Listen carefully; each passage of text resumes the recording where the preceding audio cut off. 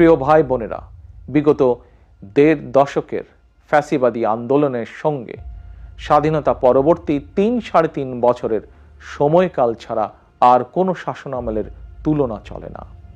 সুতরাং আমি সবাইকে বিনীতভাবে আহ্বান জানাবো, হিটলারের নাৎসিবাদ সম্পর্কে যেমন কেউ গৌরব করে না, পলাতক ফ্যাসিস্ট এর শাসনকাল নিয়েও গৌরব করার কিছুই নেই।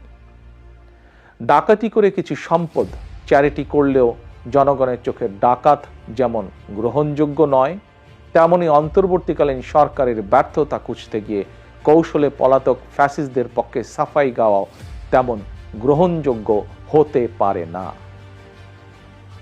যারা কৌশলে ফ্যাসিবাদী শাসনের সঙ্গে বর্তমান অন্তর্বর্তীকালীন সরকারের তুলনা করতে চান, তাদেরকে স্মরণ করিয়ে দিয়ে বলতে চাই, ৫ই আগস্ট বাংলাদেশে যা ঘটেছে এটি শুধু বাংলাদেশ নয়, বিশ্বের ইতিহাসেও মনে হয় নজিরবিহীন।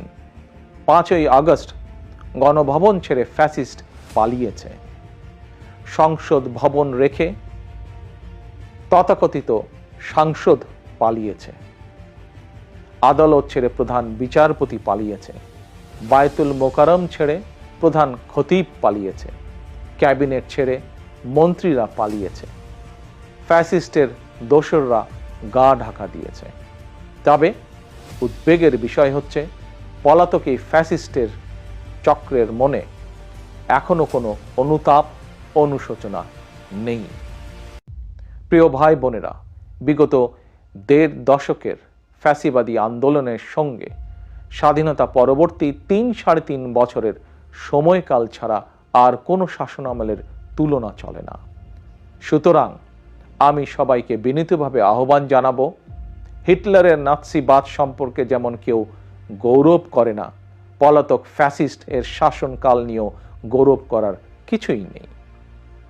ডাকাতি করে কিছু সম্পদ চ্যারিটি করলেও জনগণের চোখে ডাকাত যেমন গ্রহণযোগ্য নয়, তেমনি অন্তর্বর্তীকালীন সরকারের ব্যর্থতা খুঁজতে গিয়ে কৌশলে পলাতক ফ্যাসিস্টদের পক্ষে সাফাই গাওয়াও তেমন গ্রহণযোগ্য হতে পারে না।